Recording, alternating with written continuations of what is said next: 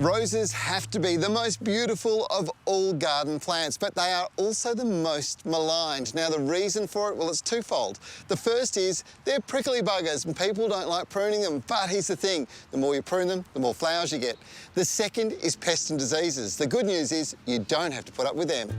Roses are incredibly productive, and now that spring is here, they are on the move, growing strongly and producing lots of flowers.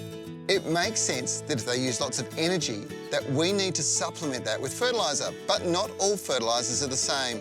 And that's why you'd apply a specialized plant food for roses.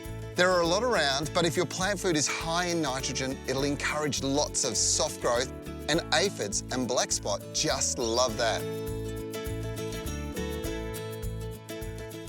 You want a specialised rose food that's high in potash. Potash promotes flowering, so you'll end up with lots of bud growth, lots of beautiful big flowers, and you'll just love your garden. It's also high in iron, this particular one. Now that fortifies and strengthens your roses and helps them fight off diseases. It not only toughens the roses, fending off attack from aphids and fungal attacks, it gives the leaves a deep glossy green lustre that gives the bushes this incredibly lush, healthy look. Black Marble is specially made for roses by Richgro, a family-owned gardening company that was created over 100 years ago. Its results have had rose experts rely on it for years, and the key to a success lies with the time you apply it. Here's my trick if you want to get the very best results. You need to give them a feed straight after you've done your winter prune. Then 4 to 6 weeks later, follow up and give them another solid feed.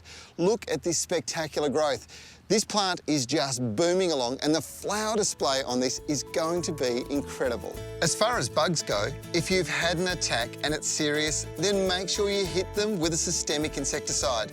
That's one that's absorbed through the foliage or the roots into the sap stream and circulates around the plant. Now, it's really important that you water after you've applied it. This activates it, allowing the roots to take it up through the sap. Now, the interesting thing is, once any sap-sucking insect like aphids sucks on it, well, the poison will take control of them. And the good thing about this is it's not a one application every few weeks. This will last in the system for a couple of months. It's also terrifically effective on things like psyllids and lily pillies, and azalea lacebug, and also mealybug on camellias and azaleas. Just make sure you apply it this time of the year. One last tip. As soon as your first flush of roses have come through, pick some, take them inside, pop them into a vase.